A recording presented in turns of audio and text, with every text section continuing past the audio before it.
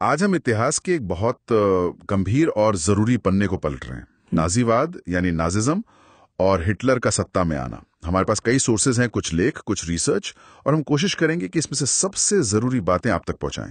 हाँ, बिल्कुल। ये समझना जरूरी है कि नाजिज्म क्या था, इसके पीछे की सोच क्या थी और इसका इंसानों पर क्या भयानक असर हुआ। हम कोशिश करेंगे कि इस मुश्किल सब्जेक्ट को, मतलब कॉम्प्लेक्स सब्जेक्ट को, आसान भाषा में समझें। कहानी शुरू करते हैं 1945 से। एक 11 साल का जर्मन लड़का था, हेलमुथ। उसने अपने पिता, जो एक नाजी थे, उनको माँ से बात करते सुना कि क्या पूरे परिवार को खत्म कर दें या वो अकेले जान दे दें। ओह, हाँ, वो एलाइज मतलब मित्र देश जैसे UK, France, Soviet union, USA के बदले से डर रहे थे। पिता ने कहा अब वो हमारे साथ वही करेंगे जो हमने अपाहिजों और यहूदियों के साथ किया। और अगले ही दिन पिता ने आत्महत्या कर ली। ये घटना दिखाती है कि नाजी रेजिम के अंत में कितना डर और अपराध बोध, मतलब गिल्ट, भरा हुआ था।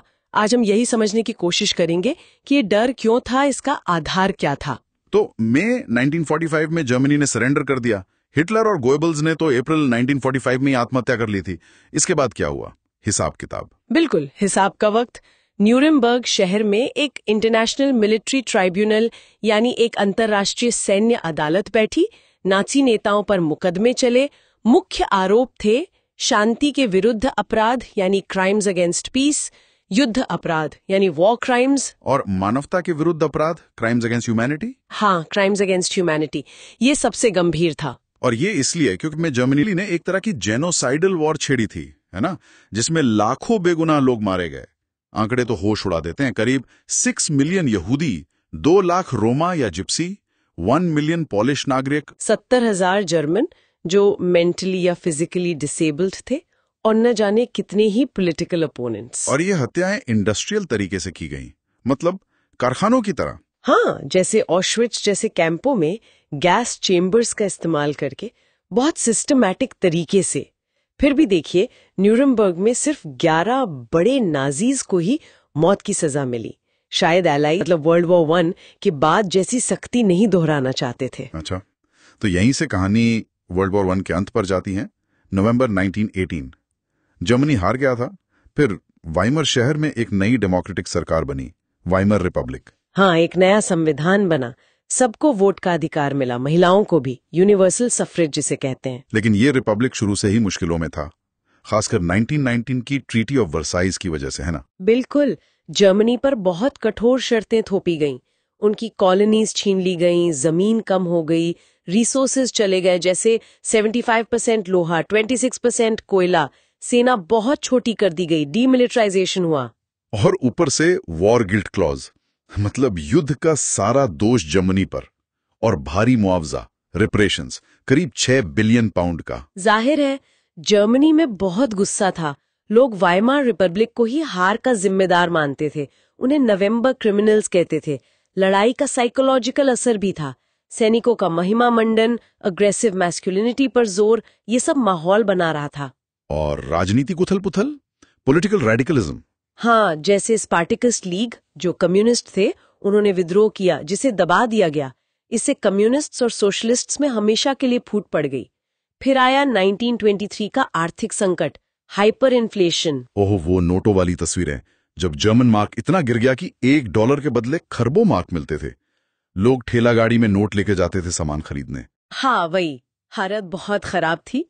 फिर बीच में कुछ साल 1924 से 1928 तक अमेरिका की मदद से डॉज प्लान से थोड़ी स्टेबिलिटी आई। लेकिन फिर 1929 में अमेरिका में वॉल स्ट्रीट क्रैश हो गया, ग्रेट डिप्रेशन। और इसका सबसे बुरा असर जर्मनी पे पड़ा।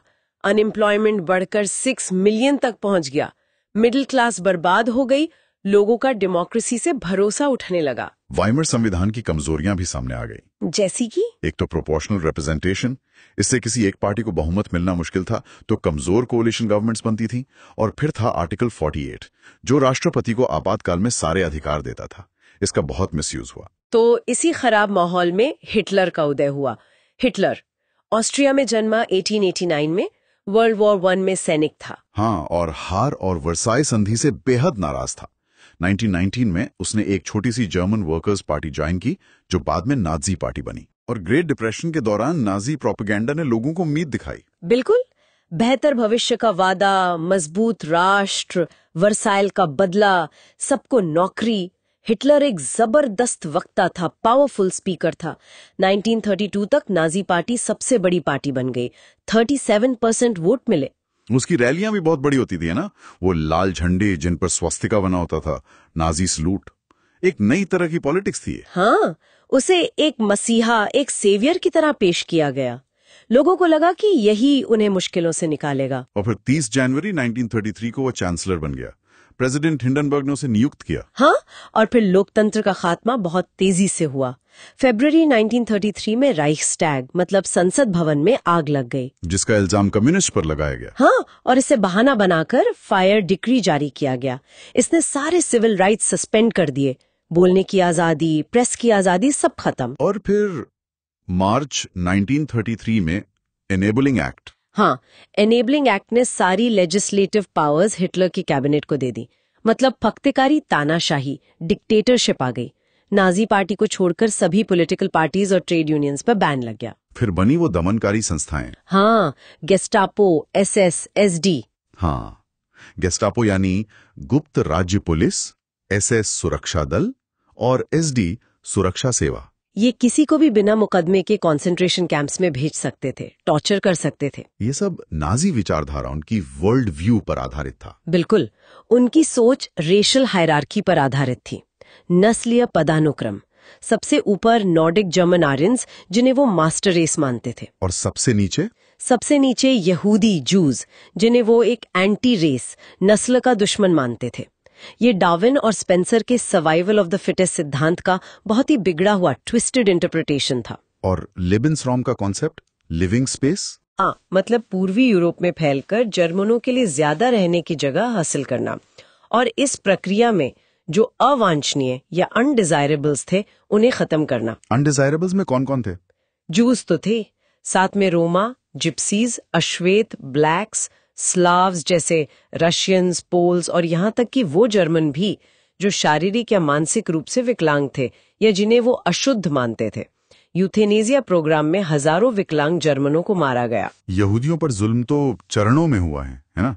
स्टेप्स टू डेथ जिसे कहते हैं। पहला चरण क्या था? पहला चरण था एक्सक्लूजन, मतलब बहिष्कार। ये चला 1933 से 1939 तक। इसमें सितंबर 1935 के न्यूरेमबर्ग लॉज आए, जिनसे यहूदियों की नागरिकता छीन ली गई, उन्हें जर्मनों से शादी करने या संबंध रखने से मना कर दिया गया। और क्रिस्टलनाख्त? हाँ, नवंबर 1938। हाँ, टूटे कांच की रात। यहूदियों के घरों, दुकानों, सिनेगॉग्स पर भयानक हमले हुए। ये एक तरह से सरकारी हिंसा थी। दूसरा चरण था गेटोइजेशन, मतलब घेराबंदी। ये 1940 से 1944 तक चला। यहूदियों को पीला सितारा, येलो स्टार पहनने पर मजबूर किया गया ताकि उनकी पहचान हो सके। उन्हें शहरों के खास हिस्सों, गेटोज में बहुत बुरी हालत में रहने पर मजबूर किया गया, जैसे लॉर्ड्स और वॉर्सो में। और तीसरा सबसे भयानक चरण, अनाइलेशन, विनाश। हाँ, 1941 से शुरू हुआ। फाइनल सोल्यूशन का कोड नेम दिया गया इसे। पूरे यूरोप से यहूदियों को मालगाड़ियों में जानवरों की तरह भरकर पोलैंड में बने मृत्यु शिविरों, डेथ फैक्ट्रीज जैसे ऑशविट्ज, बर्कनाउ, ट्रेब्लिंका, सोबेबोर लाया गया और गैस चेम्बर्स में डालकर मार दिया गया। ये सब करते हुए बच्चों और युवाओं पर भी तो असर डाला गया होगा। बहुत गहरा असर। स्कूलों को क्लेंस किया गया, यहूदी और पॉलिटिकली अनरिलायबल टीचर्स को निकाल दिया गया, बच्चों को नस्लवादी विज्ञान, रेशल साइंस पढ़ाया गया, गणित के सवालों में भी यहूदी विरोधी बातें डाली गईं। और वो युवा संगठन हिटलर यूथ। हाँ, लड़कों के लिए हिटलर यूथ, लड़कियों के लिए लीग ऑफ जर्मन मेडन्स। इनमें बच्चों को शुरू से ही नाजिज्म सिखाया जाता था, नफरत, हिंसा, अंधभक्ति, उन्हें लड़ाई के लिए तैयार किया जाता था। महिलाओं की क्या भूमिका तय की गई थी? महिलाओं का काम था अच्छी माँ बनना, ज्यादा से ज्यादा प्योर ब्लडेड आर्यन बच्चे पैदा करना। जो औरतें इस सांचे में फिट नहीं होती थीं या जिन्होंने नियमों का उल्लंघन किया, उन्हें सरेआम बेइज्जत किया जाता था। और ये सब लोगों तक कैसे पहुंचाया गया? प्रोपेगेंडा का क्या रोल था? प्रोपेगेंडा का बहुत बड़ा रोल था। भाषा का चालाकी से इस्तेमाल किया गया। हत्या को विशेष उपचार, स्पेशल ट्रीटमेंट, अंतिम समाधान, फाइनल सोल्यूशन, कीटाणु शोधन, डिसइंफ्लिक्शन, जैसे शब्द दिए गए, फिल्में बनी, जैसे दी इटर्नल जू जो यहूदियों को घृणित दिखाती थी, पोस्टर, रेडियो, भाषण, हर चीज का इस्तेमाल नफरत फैलाने के लिए किया गया। आम जर्मन लोग, उनका क्या रिएक्शन था? क्या सब नाजी बन गए थे? नहीं, ऐसा नहीं था। बहुत से जर्मनों ने नाजी वर्ल्ड व्यू अपना लिया, वो उसमें विश्वास करते थे। कुछ ने सक्रिय रूप से विरोध भी किया, रेजिस्टेड, जैसे पास्टर नीमोलर, जिन्होंने पहले समर्थन किया पर बाद में विरोध करने पर कंसंट्रेशन कैंप भेज दिए गए। लेकिन ज्यादातर लोग शायद पैसिव ऑनलुकर्स थे, मूक दर्शक। वो या तो डरते थे, या उन्हें परवाह नहीं थी, या शायद वो देखना ही नहीं चाहते थे कि क्या हो रहा है। वो चुप्पी साध गए। यहूदियों के लिए ये वक्त कैसा रहा होगा? शार्लेट बराट की डायरी का जिक्र आता है। हाँ, वो डायरी बताती है कि यहूदी कैसा भयानक सपना जी रहे थे। उन्हें लगता था कि वो गैस चैम्बर पहुंचने से पहले ही कई मौतें मर रहे हैं। अपमान की मौत, डर की मौत, उम्मीद की मौत। और हॉलोकॉस्ट की पूरी सच्चाई ये दुनिया के सामने कब आई? इसकी पूरी भयावहता युद्ध खत्म होने के बाद ही सामने आई, जब कैंप आजाद हुए, दस्तावेज मिले और जो बच गए सर्वाइवर्स, उन्होंने अपनी गवाही दी। उनकी इच्छा थी कि दुनिया ये सब जाने ताकि ऐसा फिर कभी ना हो। तो संक्षेप में हमने देखा कि कैसे आर्थिक तबाही, इकोनॉमिक कोलैप्स, राजनीतिक अस्थिरता, पॉलिटिकल इंस्टेबिलिटी और एक बहुत ही ताकतवर और नफरत भरी विचारधारा, हेटफुल आइडियोलॉजी, इन सब ने मिलकर इतिहास की इस भयानक तबाही, अनइमेजिनेबल हॉरर्स को जन्म दिया। बिल्कुल। और ये भी देखा कि कैसे प्रचार प्रोपेगेंडा ने लोगों की सोच को बदला, कैसे एक पूरे राष्ट्र ने नफरत को अपनाया और उसकी कितनी भारी मानवीय कीमत, ह्यूमन कॉस्ट चुकानी पड़ी। ये इतिहास जानना, खासकर आज के सूचनाओं से भरे युग में, इंफॉर्मेशन ओवरलोड के दौर में बहुत जरूरी है। ये हमें सोचने पर मजबूर करता है। हाँ, ये सोचने पर कि हमारी क्या जिम्मेदारी है, रिस्पॉन्सिबिलिटी है, सच, ट्रूथ को पहचानने की, किसी भी तरह के बहकावे, मैनिपुलेशन का विरोध करने की, और शायद सबसे जरूरी उस खामोशी, साइलेंस को तोड़ने की जो ऐसे अत्याचारों, अट्रॉसिटीज को होने का मौका देती है। बिल्कुल, इस पर सोचना बहुत जरूरी है। हमें उम्मीद है कि इस बातचीत ने इतिहास के इस अंधकारमय, डार्क लेकिन बेहद महत्वपूर्ण अध्याय, वाइटल चैप्टर पर कुछ स्पष्टता दी होगी।